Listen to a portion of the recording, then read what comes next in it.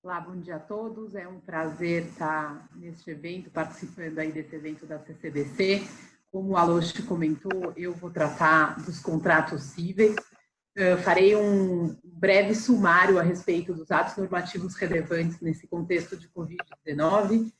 Depois eu tratarei a respeito daquelas obrigações que ou se tornaram inviáveis ou se tornaram excessivamente onerosas. Depois eu vou tratar um pouquinho a respeito de como tem sido o posicionamento do Poder Judiciário a respeito dos litígios inerentes a essa realidade, né? Vamos lá.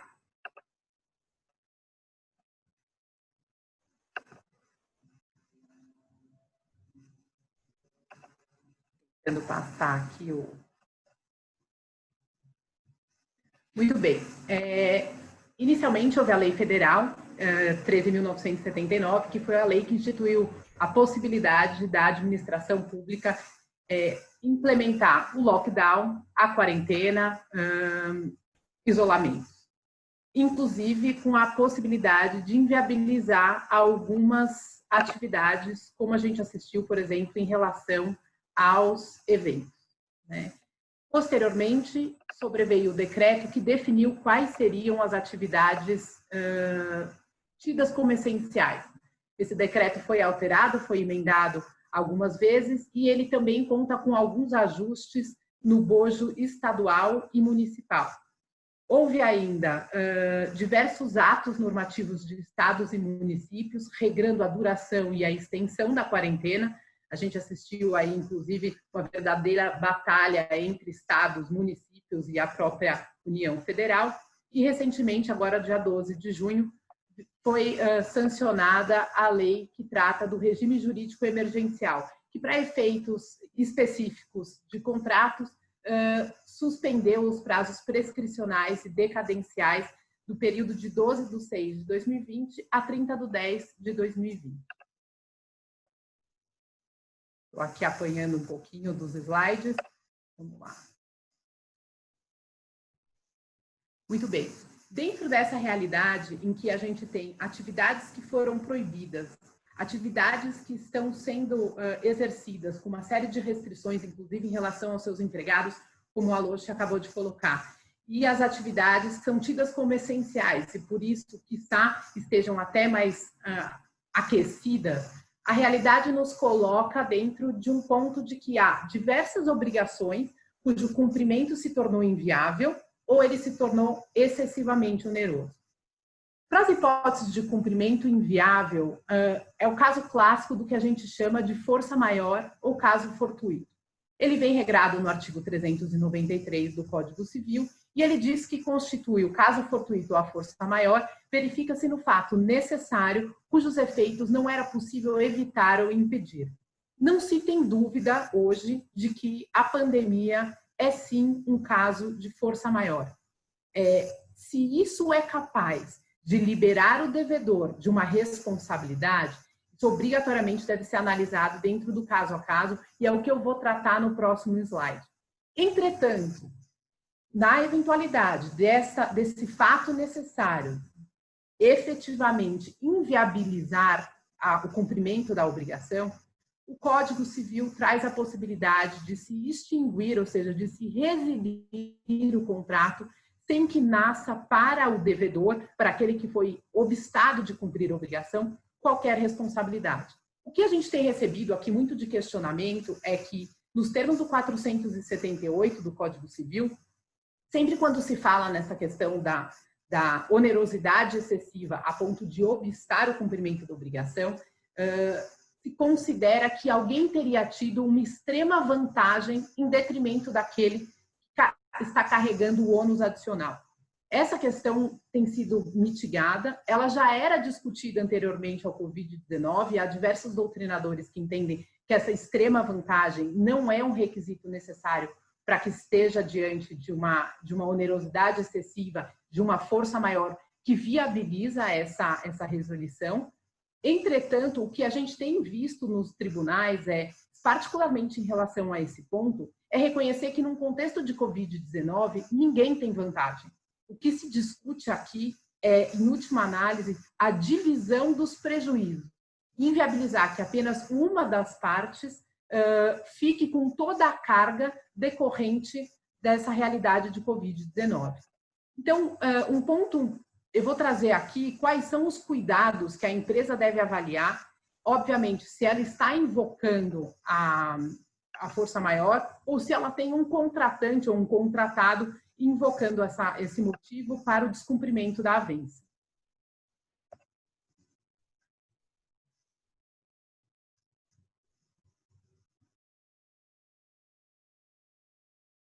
Bom, vamos lá.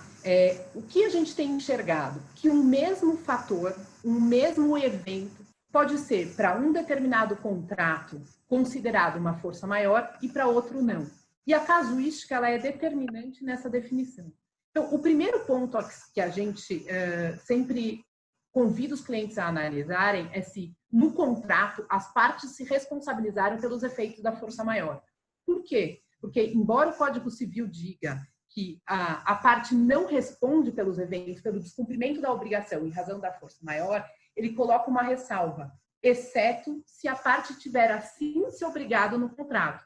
Então, a gente recebeu um cliente que tinha um contrato no qual havia uma cláusula bastante expressa no sentido de que era uma obrigação de resultado que ele estava obrigado a atingir independentemente da existência de força maior. Então, nessa hipótese, ele não pode invocar a realidade da pandemia para justificar esse descumprimento da obrigação. O segundo ponto é, ainda que o contrato não tenha uma cláusula de força maior, mas ele pode, por vezes, trazer um rol taxativo daquilo que as partes entendem que deve ser considerada uma força maior. Esse também é um desafio, porque na eventualidade da pandemia ter sido excluída, por exemplo, desse rol, a parte vai ter dificuldade para conseguir se arvorar nesse benefício do Código Civil para justificar o descumprimento do contrato. Outro ponto que eu gostaria de chamar a atenção aqui é porque a gente chama de relação causal entre a força maior e o descumprimento do contrato. Nesse aspecto, a doutrina e a jurisprudência já têm pacificado o entendimento de que o fortuito há de ser externo, ou seja, de nenhuma forma a parte pode ter contribuído para aquela inviabilidade de se realizar a obrigação. Aquilo que de alguma forma houve, que é o que a gente chama de fortuito interno, algum descuido, alguma mora, algum evento que a própria devedora contribuiu para que o evento Covid gerasse a inviabilização da prestação da obrigação, isso é considerado uma concausa e, portanto, afasta a possibilidade de se invocar a força maior. A gente teve aqui no escritório, por exemplo, uma discussão a respeito de um cliente cujo contratado já estava em mora quando sobreveio a situação de calamidade pública e esta sim inviabilizava o cumprimento da obrigação. O nosso entendimento é que, diante da mora, ou seja, aquele prestador, ele já estava em débito com o seu credor, ele não pode se valer do Covid-19 para justificar o descumprimento. Outro ponto que tem sido bastante explorado nos tribunais é a questão da inevitabilidade dos efeitos sobre aquele contrato. Existem outros meios do devedor cumprir a obrigação? A gente tem que ter em mente que, e eu vou tratar desse assunto quando for falar a respeito das decisões judiciais, que existe um princípio normativo, que é o princípio da boa-fé e o princípio da manutenção do contrato. E, portanto, se a parte devedora tem outros meios de cumprir a obrigação, ela deve primeiro tentar dessa forma para que apenas após isso possa argumentar a efetiva existência de força maior. Comprovado que ela havia outros meios, que ela tinha outros meios para executar aquela obrigação, ela não pode se arvorar na força maior para justificar a inviabilidade desse cumprimento dessa obrigação. Outro ponto que também está umbilicalmente ligada à questão da responsabilidade social e do dever de boa-fé é a observância da exata extensão dos efeitos da força maior na obrigação. Vale dizer, uma vez cessada aquela causa que inviabilizava o cumprimento da obrigação, a parte deve, caso não tenha havido a resilição contratual, a parte deve, portanto, seguir com o cumprimento da obrigação. é um ponto que eu já tratei lá em cima, a inexistência de mora por parte do devedor, porque senão a gente cai na questão da concausa. O dever de mitigar os prejuízos, e aí tanto os prejuízos da outra parte contratante como os nossos próprios, e lembrar que o ônus da prova é daquele que alega, no caso é daquele que descumpriu a obrigação. E, portanto, é fundamental que eventual empresa que se veja obrigada a invocar a força maior para justificar o descumprimento de um contrato e, eventualmente, até pedir a resolução do contrato, que ela se cerque dos documentos que confirmam esse fato necessário e que os eventos eram inevitáveis, que as consequências eram inevitáveis. E, por último, quero chamar a atenção aqui para a necessidade de se observar as exigências contratuais para formalizar a força maior e a sua duração. Não é incomum que os contratos tragam a obrigação da parte notificar a outra parte, tão logo reconheça a existência. Eu estou vendo aqui uma pergunta a respeito do contrato, se ele não tem a cláusula de força maior.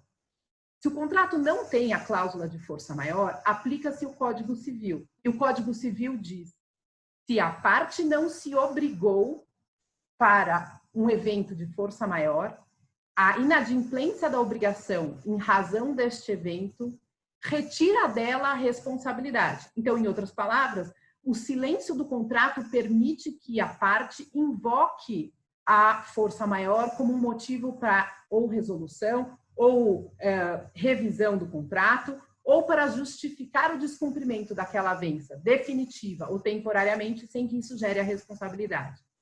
E aí, isso, voltando aqui no ponto, caso o contrato tenha essa cláusula, é bastante comum que ele regre como a parte deve comunicar a outra. Existe um prazo de até 5 dias, até 10 dias, de formalizar a existência de força maior, de atualizar, até pelo dever de transparência com o outro contratante, como se evolui o evento da força maior, qual é a sua duração. Então, é fundamental que, constatada a existência da força maior, se atente às disposições do contrato a respeito do seu regramento, como isso deve ser tratado com a outra parte.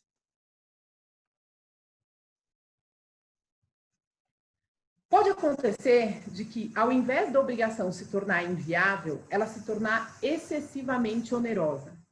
Ou seja, a parte não tem interesse em rescindir o contrato, a parte tem interesse que haja revisão do contrato.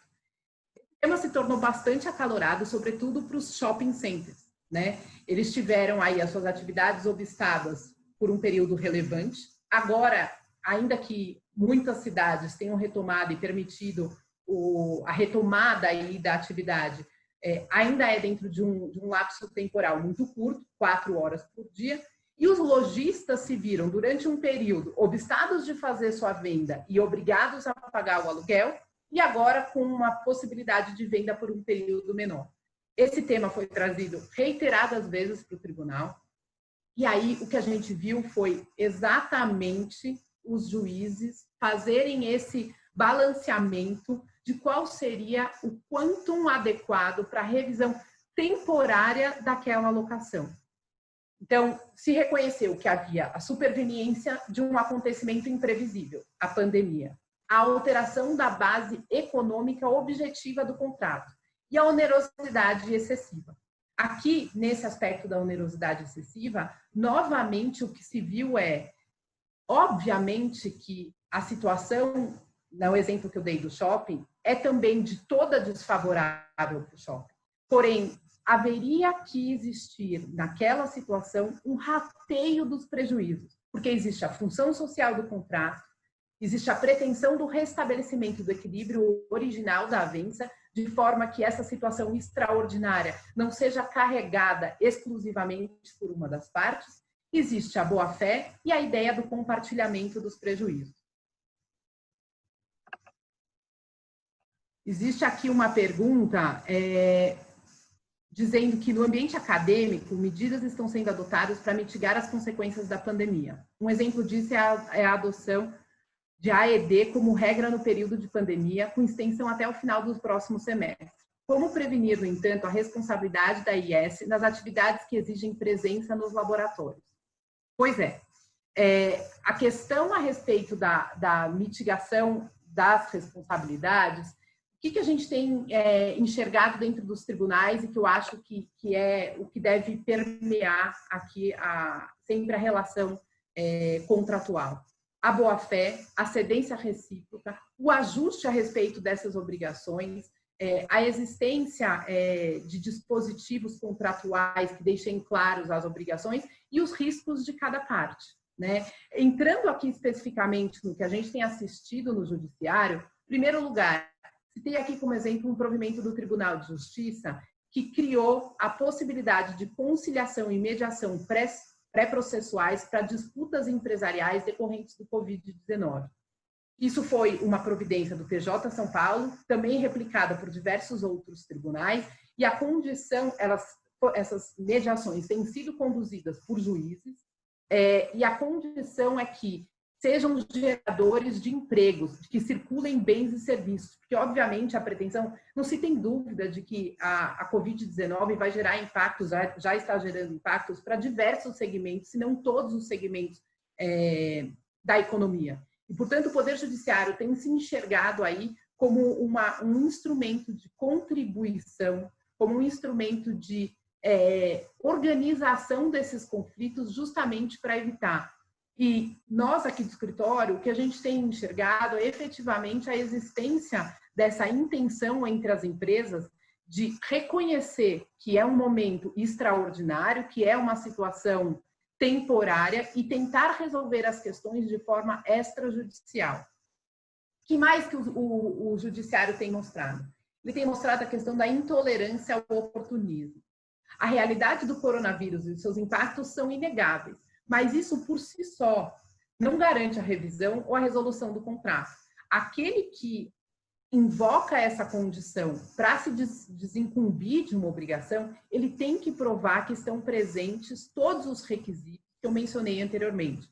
Eu gosto muito desse julgado recente aqui do TJ São Paulo, que ele diz que, embora sem dúvida as circunstâncias da pandemia constituam um fato necessário com efeitos inevitáveis, é preciso saber em cada relação jurídica se os eventos relacionados à Covid-19 efetivamente afetaram a capacidade de cumprimento das obrigações pelas partes. Eu vi aqui, pesquisando em alguns tribunais, algumas pessoas físicas tentando, por exemplo, redução da mensalidade escolar, sob o argumento de que hoje a situação, o gasto da escola ou da universidade é inferior, enfim.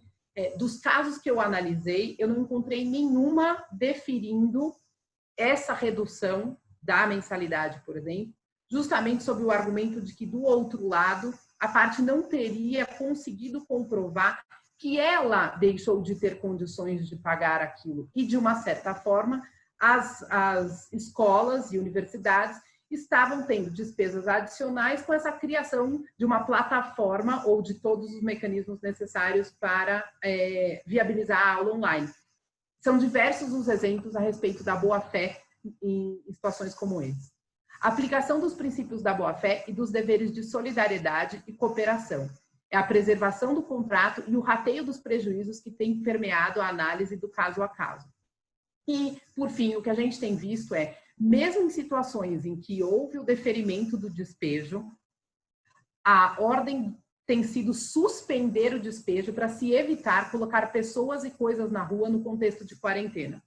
Tudo isso para fechar essa apresentação, para dizer, é altamente recomendável que as partes, dentro de um litígio decorrente do Covid-19, tentem se compor dentro dessa realidade trazida aqui.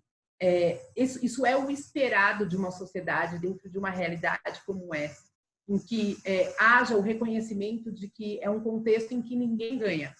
E os tribunais têm ido bastante nessa linha, tentando sempre preservar as empresas e os contratos, e, dessa forma, usando estes princípios para sopesar os direitos em conflito. Eu vi aqui que há outras perguntas, mas eu não quero invadir o tempo do meu sócio Luiz Werneck, então eu me responsabilizo por respondê-las posteriormente. Vou passar a palavra a ele, que vai tratar aí do próximo tema. Bom dia. Só ver o controle aqui para mim.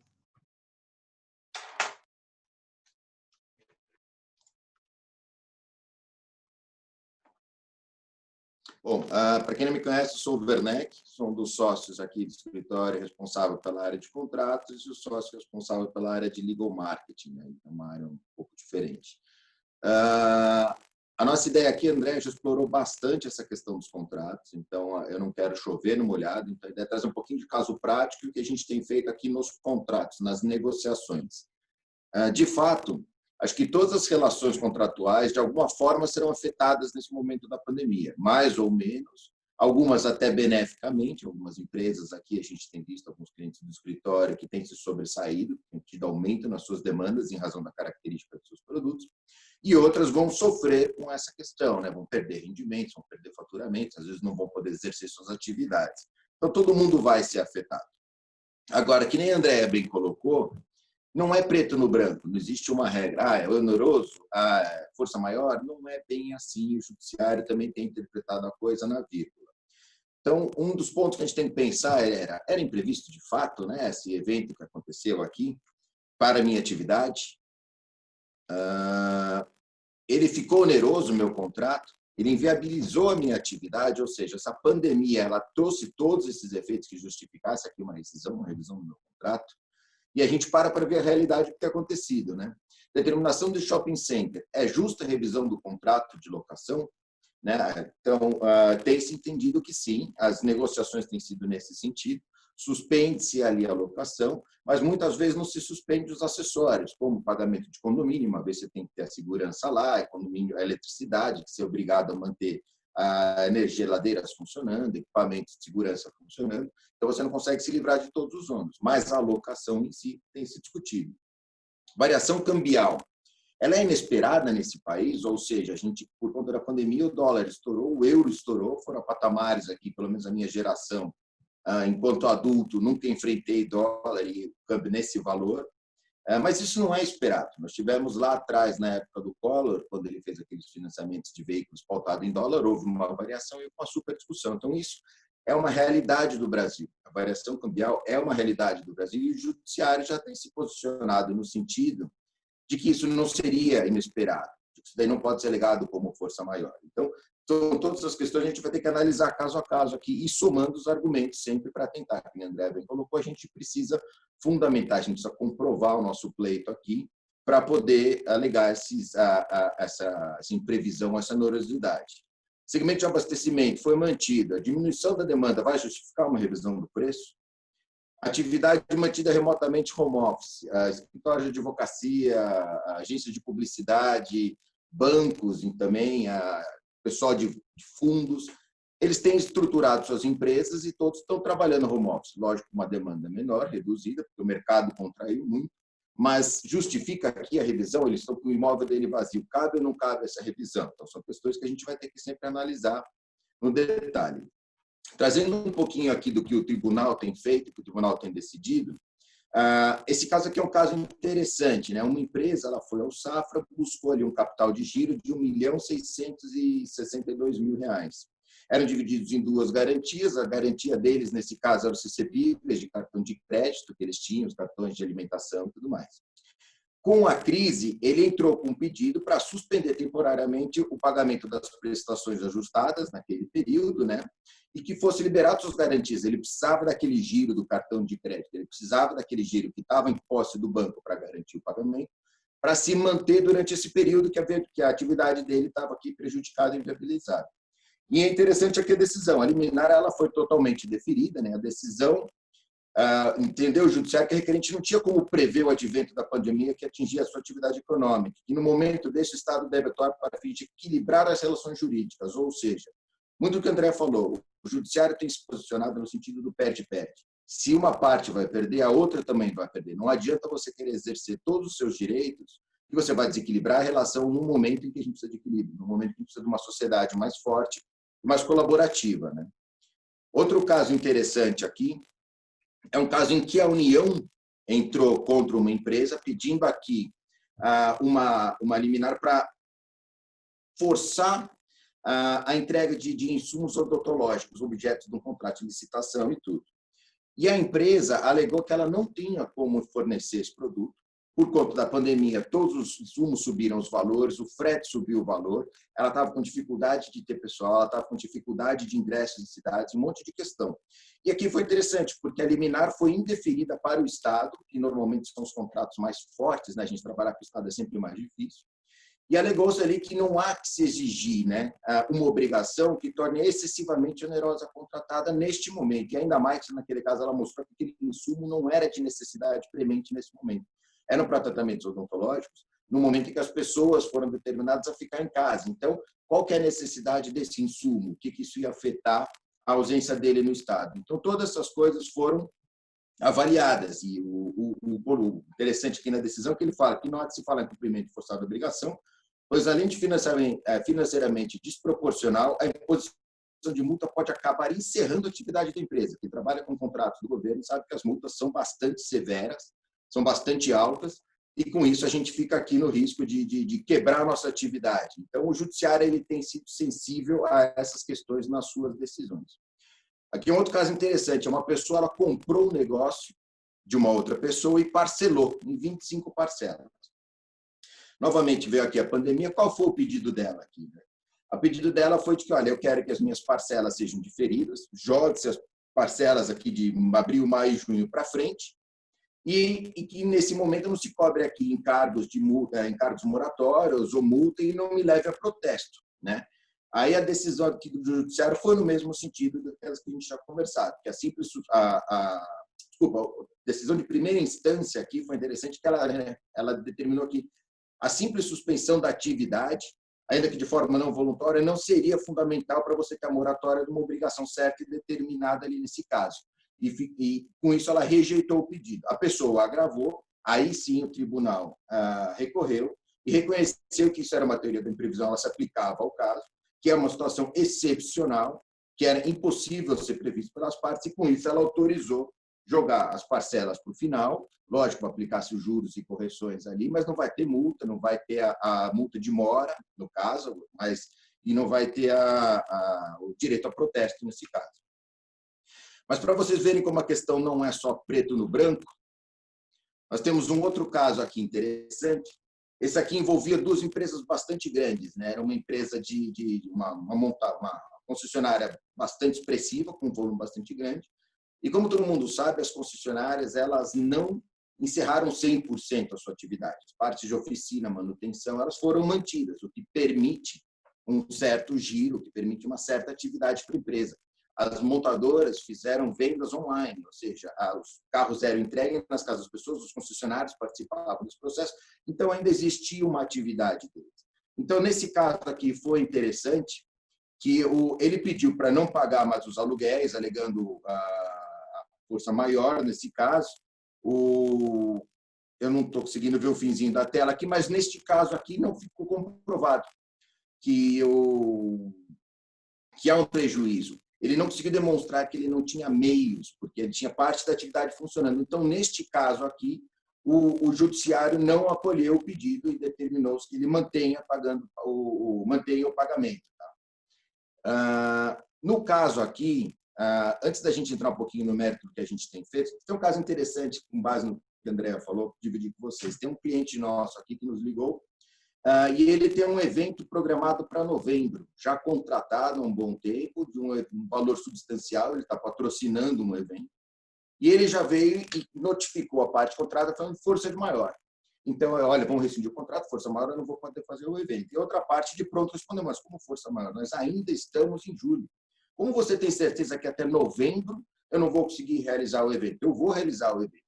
Então, nós entramos no circuito e orientamos o cliente a negociar, então, uma suspensão de investimentos neste momento em Tatu do Trabalho, até que o Estado sinalize a possibilidade de você realizar eventos, aglomerações de pessoas, e aí sim as partes renegociam, eventualmente, uma diminuição do evento, alguma coisa do gênero, ou então, se naquele momento não tiver aberto, aí sim exerce aquele direito contratual, que havia uma previsão de data, em um evento de força maior, como na data do evento está impossível de fazer, aí você conseguiria exercer isso. Então, não é porque a gente está com um problema hoje que os contratos de amanhã necessariamente estão sendo afetados ou serão afetados. Então, a gente tem que tomar muito cuidado com essa antecipação de comunicação.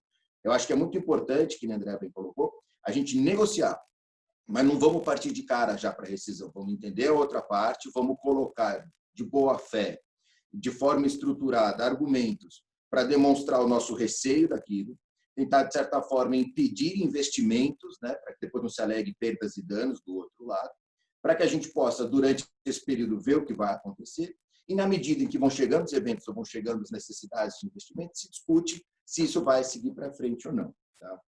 E aí, o que a gente tem trabalhado aqui no dia a dia com os clientes que a gente assiste aqui nessa área contratual do escritório? O fato é que o coronavírus não é mais uma novidade para ninguém. Então, ele tem que ser tratado em todos os contratos, né? E na negociação dos contratos vigentes também. Então, o que a gente tem falado aqui com os clientes no final do dia? A gente tem que ter umas cautelas diferentes daquelas negociações antigas que nós estamos acostumados a fazer. Tá?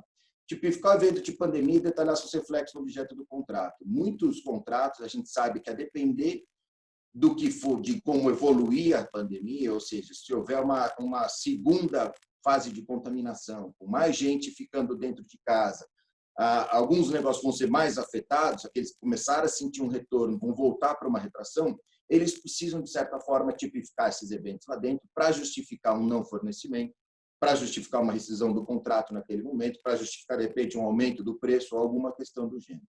Prever possíveis cenários também no contrato, falta de insumo, bloqueio de estrada, atraso no desembaraço, greves, perdimento de insumo ou produto por contaminação, suspensão da atividade por determinação legal e outros. Ou seja, a gente tem que ser um pouco mais detalhista no nosso contrato sobre a nossa atividade ou sobre o que a gente está contratando e refletir isso em volta da pandemia. Ou seja, se a gente depende de insumo de terceiro, vamos deixar outra parte já ciente de que se o terceiro tiver qualquer problema por conta da pandemia, eu não vou poder ser penalizado pela demora ou pelo atraso, porque existe uma razão por trás. Estabelecer limites de responsabilidade. Isso é uma cláusula que tem sido bastante discutida recentemente. Eu acho que ela deve ganhar mais força daqui para frente. Eu acho que a ciência da pandemia, principalmente os negócios que estão sendo estabelecidos hoje, no meio da crise, a gente tem que ter uma certa limitação da responsabilidade, há um risco de parte a parte, a gente tem que entender bem até onde a gente está disposto a assumir. Estabelecer fatos ou eventos que autorizam a retenção ou suspensão de pagamentos. Essa é uma cláusula bastante importante, porque você tem, do mesmo que você tem a falta de insumo, você tem a expectativa de receber o bem. Se você não recebeu, então você pode reter aquele pagamento, seja porque é força maior ou não, seja porque faltou o insumo. Então, essa parte de suspensão, da retenção dos pagamentos, ela tem que ser mais trabalhada, principalmente porque temos um risco maior hoje de você ter exceção do contrato não cumprido. Uma parte não consegue cumprir sua obrigação e você teria que cumprir a sua. Então, já vamos deixar isso mais previsto no contrato para, de certa forma, a gente não ter discussão com a outra parte e conseguir manter aí um relacionamento mais amigável nesse momento que a gente precisa de solidariedade. Estabelecer a possível revisão dos valores e revisão da variação cambial. Que nem eu falei, os tribunais não aceitam variação cambial como argumento de onerosidade excessiva ou força maior e que justifique a revisão do contrato. Então, o que nós temos feito? Nós temos acertado o preço, recomendado que os clientes negociem preço, principalmente quando envolve importação e exportação de produto, aonde a gente admite até um certo percentual de variação cambial.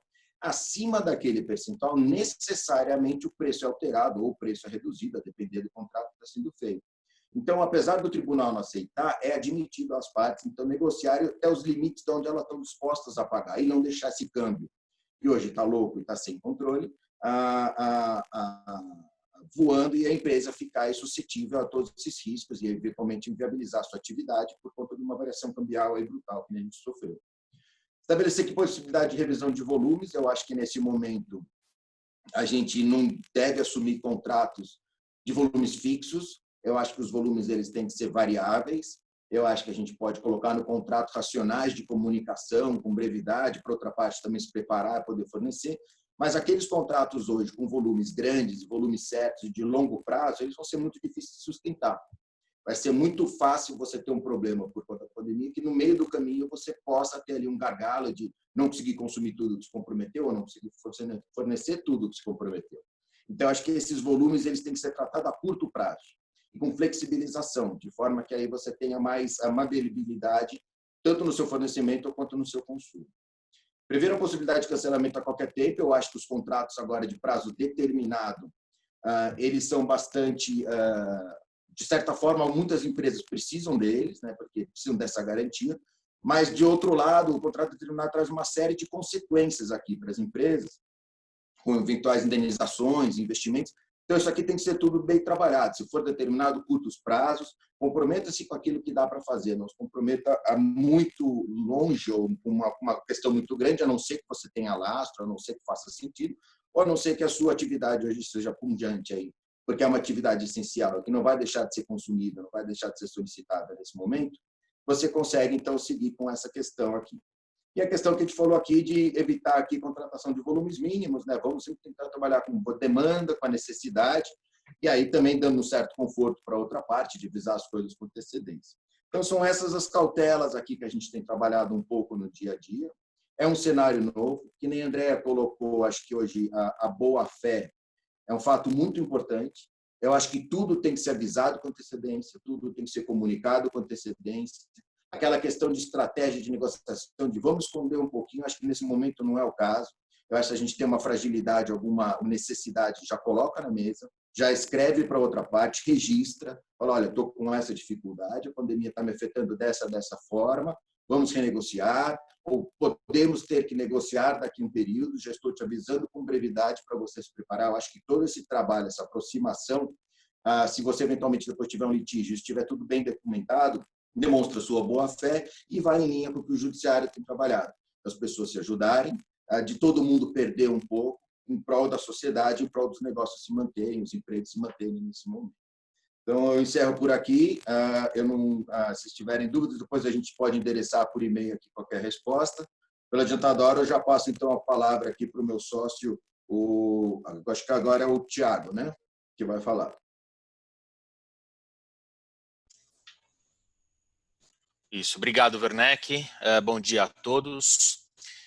Eu vou tratar aqui um pouco da parte de proteção de dados, né? Também essa é uma área que foi também afetada aí pelo advento do coronavírus, né? Da pandemia.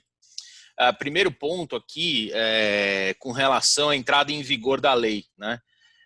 Por mais que se tenha falado, tem algumas iniciativas aí legislativas relacionadas à prorrogação ou não da lei, ainda é incerto. Foi recentemente aprovado ali naquela lei das medidas relacionadas ao coronavírus, né,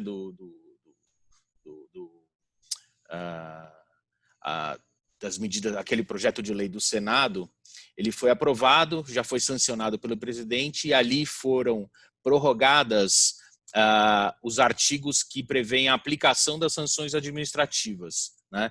Então, as sanções administrativas efetivamente poderão ser aplicadas a partir de 1º de agosto de 2021. Né? São as sanções que seriam aplicadas pela Autoridade Nacional de Proteção de Dados, que ainda não foi constituída pelo governo. Então, deu mais fôlego para o governo para constituir logo essa autoridade nacional, que tem sido muito necessária. No entanto, com relação à vigência da lei, dos demais artigos da lei, que estaria aí prevista inicialmente para 16 de agosto de 2020, agora está sendo tratada numa medida provisória, que é a medida 959, que prorrogou o início de vigência da lei para 3 de maio de 2021. Só como a medida provisória ainda não foi apreciada na Câmara dos Deputados, ainda é incerto, né? Porque se a MP caducar, né, ou for rejeitada, o prazo que hoje, né, em vigor pela MP de 3 de maio de 2021, ele cai e volta o prazo que está originalmente previsto, que é 16 de agosto de 2020. Né? As sanções administrativas continuam sendo ali suspensas, né, e só seriam aplicadas a partir de 1º de agosto de 2021.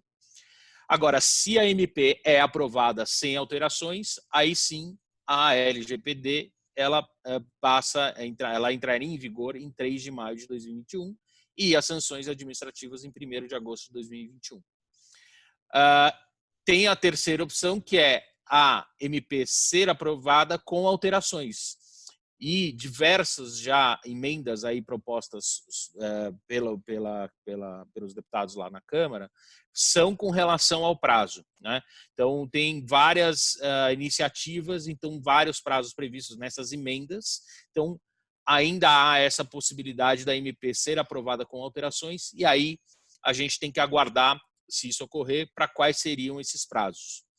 O importante é a gente ter em mente que, não obstante essas prorrogações, principalmente essa prorrogação da aplicação das sanções administrativas, isso não deve ser utilizado como justificativa para a gente postergar aí os projetos, né, de adequação das nossas práticas aqui internas de acordo com a LGPD, né?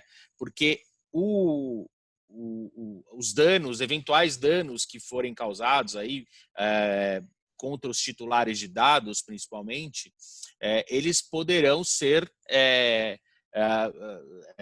ter que ser reparados independentemente da sanção administrativa. Então, ações judiciais tentadas diretas pelos titulares ou pelo Ministério Público, ou mesmo por órgãos de defesa do consumidor, né, ações individuais e coletivas, elas poderão ser propostas e poderão gerar aí obrigação de indenizar contra as empresas, tá?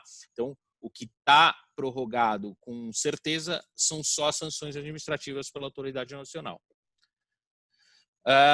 Um outro ponto que teve aí um impacto na parte de privacidade, né, e proteção de dados é também com relação ao compartilhamento aí de dados e dados sensíveis, né, pelas empresas principalmente, por conta aí dos protocolos e das medidas aí de controle do governo, né, dos vários governos.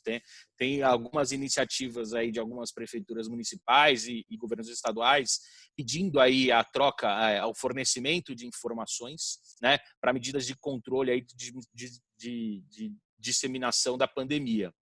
E aí, algumas dúvidas que surgiram se isso infringe também a privacidade, ou se isso tem algum risco com relação à privacidade das pessoas, dos funcionários.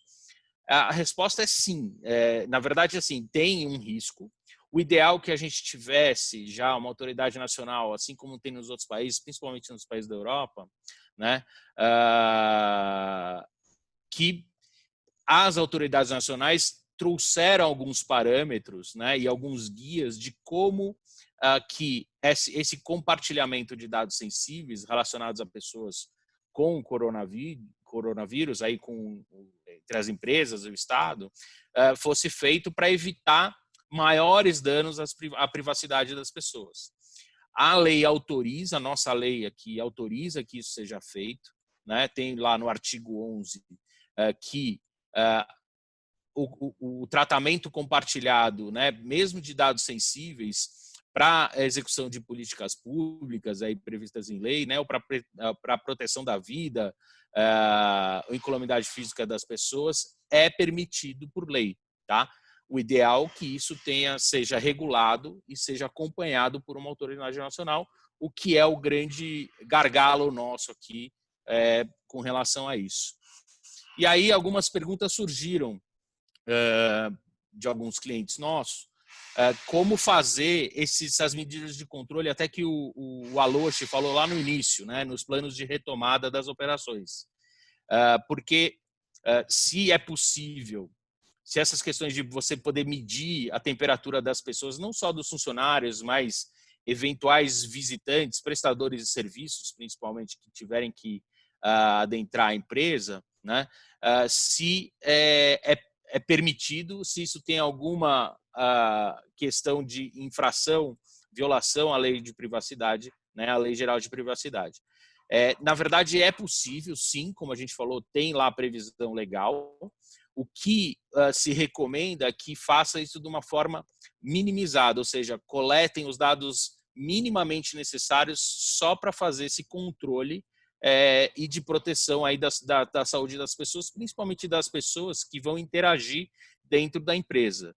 Então, evitar ao máximo coletar o dado que identifica a pessoa. Então, tentar anonimizar essas bases de dados ao máximo possível e fazer apenas para fins de estatística. Então, mas sim, é possível fazer perguntas se o trabalhador ou se o visitante teve algum sintoma, se ele tem alguém em casa, né, se ele mora com alguém que teve algum sintoma, se ele visitou áreas que têm a alta prevalência aí do coronavírus, né? Então, esse tipo de pergunta, e quando identificadas são dados pessoais e dados pessoais por vezes sensíveis, eles podem ser feitos, mas devem ser tratados aí com bastante cuidado para evitar aí qualquer infração a essa parte de privacidade, né, e das pessoas, tá? Também não tem problema fazer a medição de temperatura, também sempre respeitando aí os princípios da lei e com um impacto mínimo aí na privacidade das pessoas. Também tinha uma pergunta se pode compartilhar com os demais da equipe se se algum colaborador foi diagnosticado com coronavírus, né? Se há esse dever ou se há a possibilidade de compartilhar essa informação com as demais pessoas da equipe. Sim, na verdade é um dever, porque a empresa tem que zelar aí pela saúde de todos, né? O importante, sempre na medida do possível, é não identificar quem é essa pessoa, quem seriam essas pessoas, né? Sempre em prol aí da proteção da privacidade, tá? Certamente que algumas vezes isso, por equipes pequenas, né, as pessoas se conhecem, é difícil a gente ter aí como anonimizar totalmente. Mas o importante é tentar manter, seguir os princípios da lei, né? E aí, por fim, se a gente pode compartilhar os dados desses colaboradores com as autoridades para fins de saúde pública. De novo, é possível, a lei permite, a lei autoriza que isso seja feito.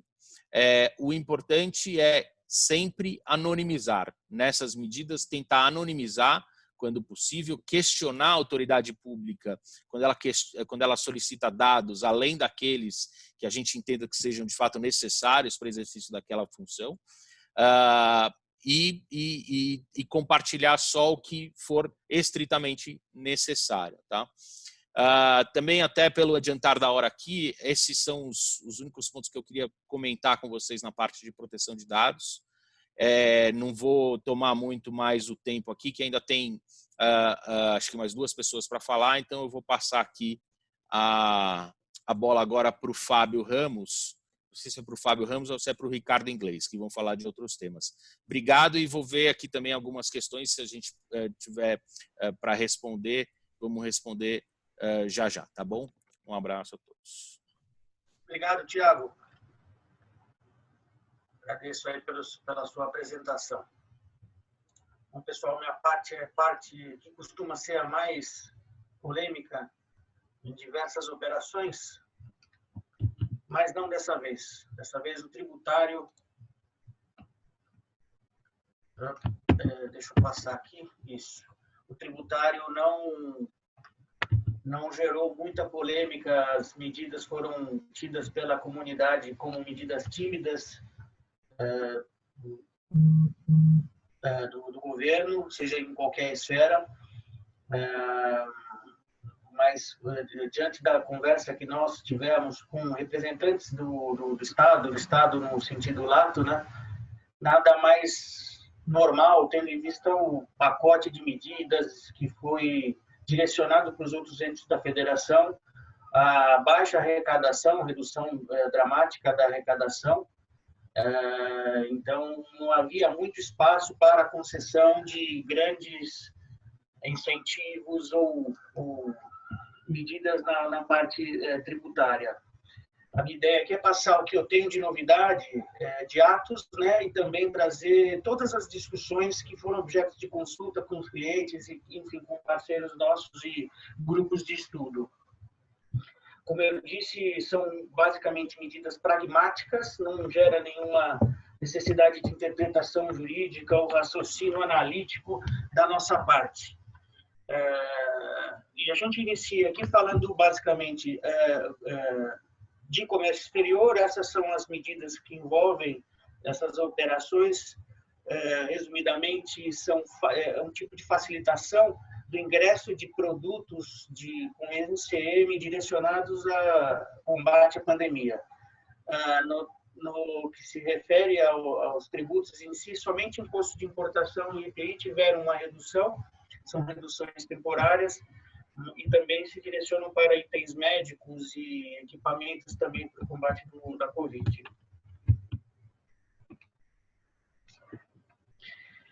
Ainda na parte de comércio exterior, a gente tem também uma flexibilização, seria uma agilização no que se refere à entrada desses equipamentos no Brasil, tanto se estiverem embarcados por regimes especiais aduaneiros, como no processo de despacho para nacionalização dos itens e, no caso do drawback, também uma suspensão do prazo dos pagamentos decorrentes de atos concessórios que foram concedidos pelo regime especial.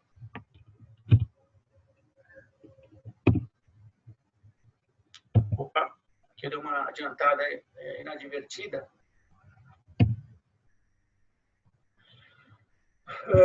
O que nós temos escutado é que para grandes empresas não houve qualquer tipo de incentivo,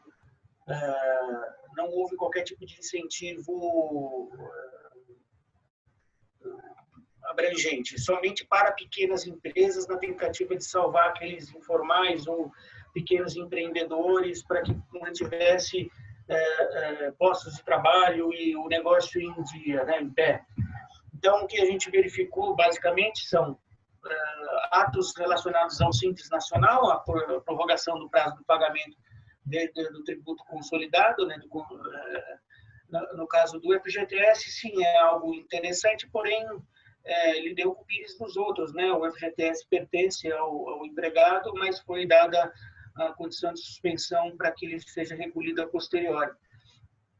Nós temos a contribuição ao Sistema S, contribuições de terceiros. Esse sim foi uma isenção, não é como quase todos os incentivos, entre aspas, dados pelo governo. Esse foi uma isenção, baixou em 50%, de modo que afetou o custo previdenciário das empresas. Isso está sendo combatido enfim, por Sebrae, Senai, por todas as empresas, com todas as entidades que compõem o Sistema S.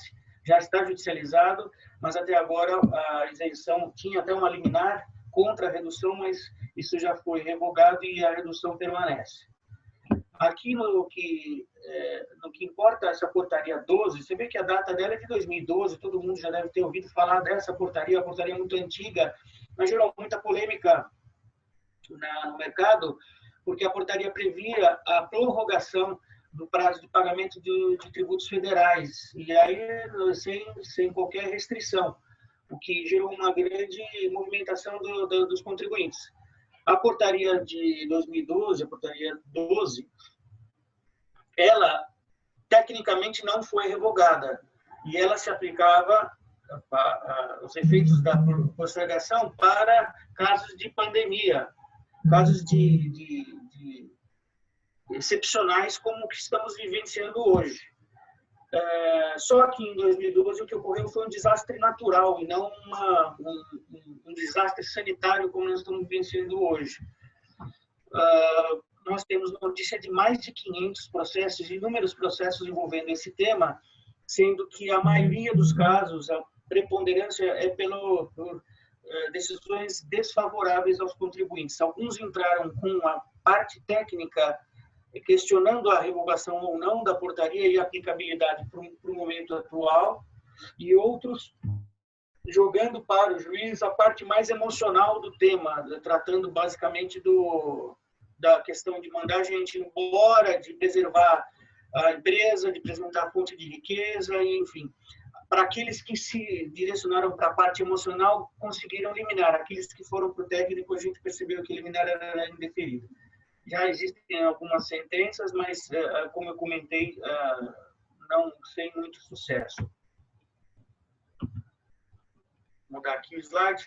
Esse é talvez o principal item, né, que eu cito em relação aos tributos. Aqui no plano de obrigação principal, recolhimento do INSS e a postergação do PIS/COFINS. Ambos são postergações, portanto, não isenções. Então, não representa uma economia, e sim um diferimento do pagamento que vai representar aí um custo adicional no futuro.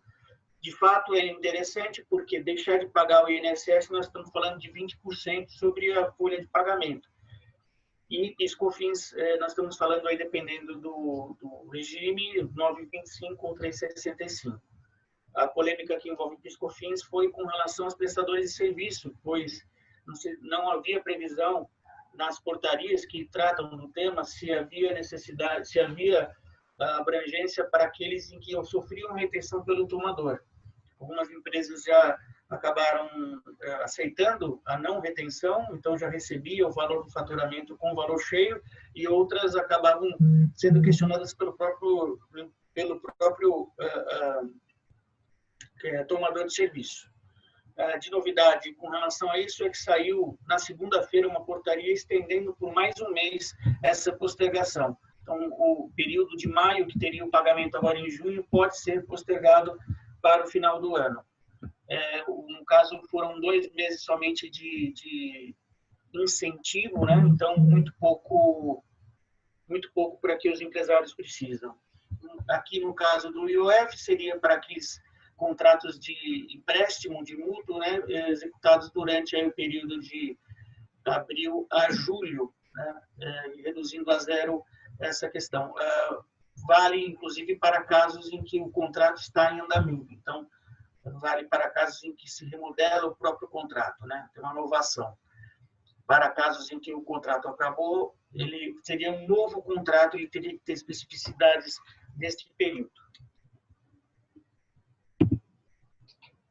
Passando aqui adiante, tentando ser dinâmico e objetivo em respeito ao meu próximo apresentador, aqui nós estamos falando de obrigações acessórias, basicamente prorrogação de entregas de declarações aqui do Simples Nacional. No caso da CND, nós tivemos aí uma prorrogação da validade daquelas CNDs que estavam em vigor, então aquela CND que caiu, perdeu, né, acabou o prazo de vigência dela, ela não teria um retorno desse prazo, teria que entrar com um novo pedido. A postergação da DCTF, da IFD contribuições e da escrituração contábil também foi prorrogado. Tudo basicamente próximo de junho ou julho, portanto já está próximo e a pessoa da parte fiscal tem que ficar atento aí para essas entregas. Outras medidas tributárias que foram tomadas pelo governo, basicamente, foi um arrefecimento na questão da pressão pela cobrança, pela enfim, penhora, arresto de bens de contribuintes em débito com o Estado, lato sensu. Então, aqui, essa tentativa foram basicamente relacionadas, principalmente aqui no caso, para âmbito federal. A prefeitura já vinha há muito tempo já tratando de um programa de transação nos moldes em que ocorreu com os federais. Eu estou vendo aqui algumas perguntas, eu já vou entrar aqui no mérito, mas a prefeitura também autoriza aí que seja feito algo muito similar ao que foi feito pela legislação do contribuinte legal. Autoriza algo que nunca foi permitido na legislação brasileira, o encontro entre contribuinte e devedor com procuradoria para que estabeleça aí um acordo na medida e nos moldes em que seja da capacidade contributiva do empresário. Eu vejo aqui a pergunta, estou observando que as medidas são federais, então quais medidas tributárias foram adotadas pelo governo de São Paulo? Além da postergação do CMS no município, poucas medidas, basicamente o que eu tenho notícia em relação ao ICMS na importação existem medidas judiciais com base também na pandemia, com base também na força maior, falta de caixa, preservação de empregos.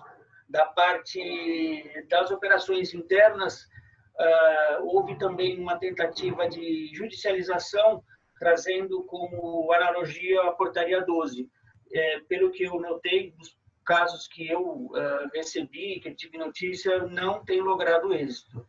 São Paulo, em relação ao ICMS, praticamente nenhuma medida. São Paulo de ICMS, né? Praticamente nenhuma medida. Pessoal, deixa eu só conectar minha bateria, que está acabando aqui, rapidamente. Vamos lá.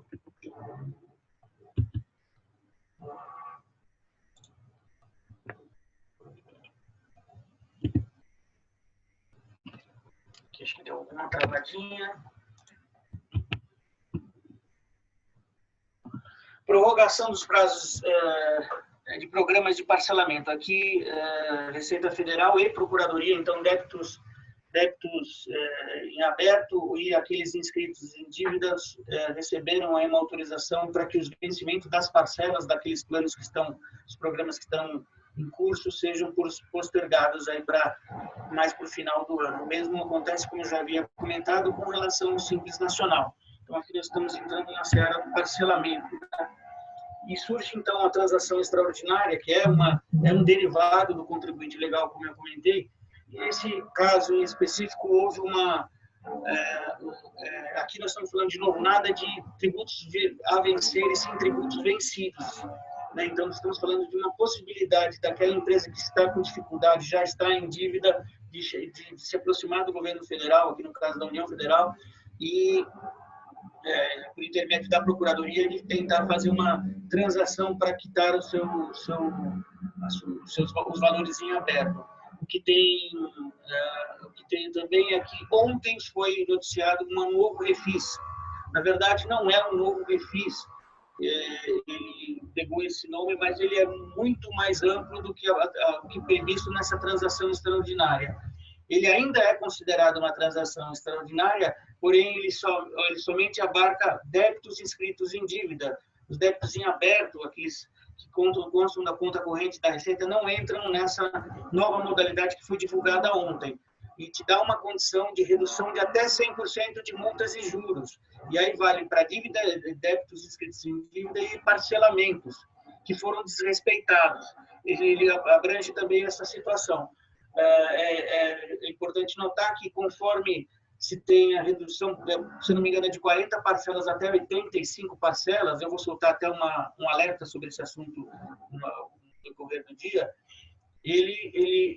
não existe possibilidade de pagamento único, com redução de 100% do multa e juros. Existe a possibilidade de redução de 100% de juros, desde que não diminua 50% do valor total. Então, o que quer dizer isso? Eles estão tentando catalisar, estão tentando incentivar que os empresários que têm dívidas frescas, recentes, entrem nesse tipo de transação e façam um pagamento do que está atrasado. Basicamente, o que nós escutamos do Ministério da Economia é que não adianta nada postergar tributo, sendo que no final do ano vai estar todo mundo quebrado. Então, já prevendo a falta de pagamento do que foi postergado, eles vieram com esse novo programa. O programa é bem-vindo, porém ele não atinge, pelo que nós entendemos, dívidas muito antigas, o efeito é muito baixo. A redução dos encargos dos consectários seria muito baixa. Por fim, aqui a questão do contencioso, também houve uma suspensão da atividade, mas já ressalto e alerto os operadores do direito, como todo mundo já deve saber, esses prazos já foram retomados, a maioria deles já estão em curso, somente alguns receberam algumas limitações, principalmente para processos físicos, processos eletrônicos já está tudo normalizado. Isso vale tanto na esfera judicial, como na administrativa, no âmbito do processo administrativo federal, e também isso se aplica para a TIT e Conselho Municipal de Tributos. Tá? Então, ele não foi aqui, no caso, nós tivemos uma portaria, não foi prorrogada no caso do Conselho Municipal. E agora existe uma possibilidade para casos de até 1 milhão ter implementada a videoconferência para apresentação de sustentação oral, que é uma boa notícia. Aqui a limitação pelo valor é por conta da ênfase que deve ser dada no momento de uma apresentação e pela relevância do tributo em discussão. Por isso que se optou por ter um limite até R$1 milhão. Aqui também outras medidas, nós estamos falando de postergação do IRPF, vai até o final desse mês aqui, então já está acabando esse prazo e já estamos escutando que pode ser prorrogado. O IR-fonte no pagamento para o exterior foi reduzido para 1,5% das remessas de produtos arrendados, né, de leasing e tudo mais. Essa daqui foi uma medida recente dada pelo governo para incentivar a entrada de bens de capital aqui no Brasil. E também na questão das EPS, das zonas de processamento de exportação, tem uma flexibilização aí na entrega de obrigações acessórias e tudo mais, justamente para flexibilizar ao contribuinte. Antes de entrar nos aspectos concorrenciais, pessoal, até para encerrar a minha apresentação, eu queria trazer para vocês o que eu tenho de outros temas que foram pensados ao longo desses 3 meses de pandemia. Basicamente, sendo bastante objetivo aqui. São 10 temas que foram colocados aqui em pauta, ou pelo menos que a gente tem atendido clientes e discutindo em grupos de estudo.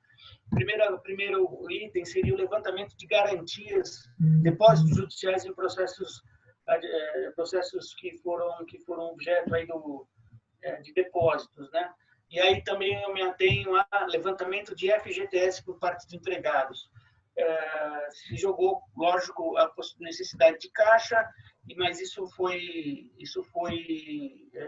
não tem ganhado. O STJ já tem decidido contrariamente a essa possibilidade, né? Teria que se trocar a garantia, que era o dinheiro, por fiança bancária, mas mesmo assim o STJ entende que não é possível. Nós temos também a questão de um projeto de lei em que eleva a tributação dos bancos em até 50% do imposto de renda.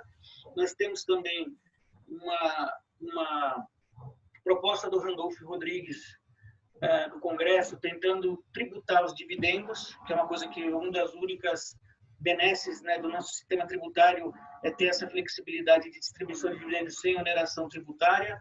E também o próprio partido, se não me engano, foi o PT, tem uma ideia, projeto de lei que traz o ITCMD, que hoje é 4%, para 8%. Nós temos também aí uma possibilidade de empréstimo compulsório de grandes empresas bilionárias, faturamentos bilionários, mas todo e qualquer tipo de proposta que envolve aumento de tributo está sendo rechaçado, essa é a nossa impressão. Principalmente no que se refere a imposto de renda. Outras questões também que adviram nesse período foi a portaria 24 de ICMS, a portaria ICMS que flexibiliza a possibilidade de regime especial para empresas que tenham crédito acumulado de ICMS. Essa é uma boa medida, porque antigamente você teria que pedir autorização, né, o aval, para o fisco estadual para poder utilizar por intermédio de um regime especial. Outra novidade foi que durante a pandemia veio a derrubada do voto de qualidade no CARF, e isso se mantém até hoje. Isso é uma boa notícia para os contribuintes, preservando o princípio da isonomia e da igualdade. Enfim, já estou vendo o Ricardo na tela. Ricardo, desculpa pelo excesso aqui, mas basicamente te passo a palavra e agradeço aí a paciência e a presença de todo mundo. Um abraço. Imagina, Fábio. Obrigado a todos. Como a gente prometeu, falar um pouquinho sobre a questão concorrencial. Estou pegando aqui o controle da tela para poder passar para vocês. Vou pedir aí, talvez, a ajuda da Stephanie para ela controlar para mim, que não está aparecendo.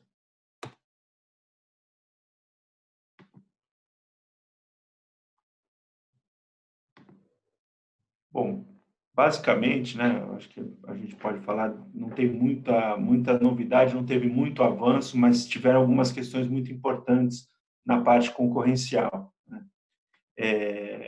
Primeiro, havia ali uma certa dúvida sobre como que o CAD iria tratar o momento de pandemia, e o CAD soltou uma nota informativa, em linha com o que as autoridades dos outros países têm falado, de que momentos excepcionais precisam ter critérios excepcionais, né? Mas ressaltando que a situação que a gente vive não pode servir como salvo-conduto, como autorização para práticas de ilícitos concorrenciais. Nesse contexto, nessa seara, né, tiveram outras discussões havidas no âmbito do CAD. Aí, não sei, talvez a Stephanie esteja controlando a minha tela. Estou tentando controlar, Stephanie. Pode colocar todos os itens, por favor, Stephanie? Daí eu acho que fica mais fácil, né? Então, havia uma discussão muito grande em relação à questão da análise do CAD, se o CAD ia conseguir analisar ou não, as empresas querendo fechar os negócios, as poucas que ainda tinham negócios pendentes. Existia uma dúvida sobre a possibilidade de fechar sem a autorização do CAD, né? E, até pouquíssimo tempo atrás, não havia possibilidade de nenhuma operação ser fechada sem autorização do CAD.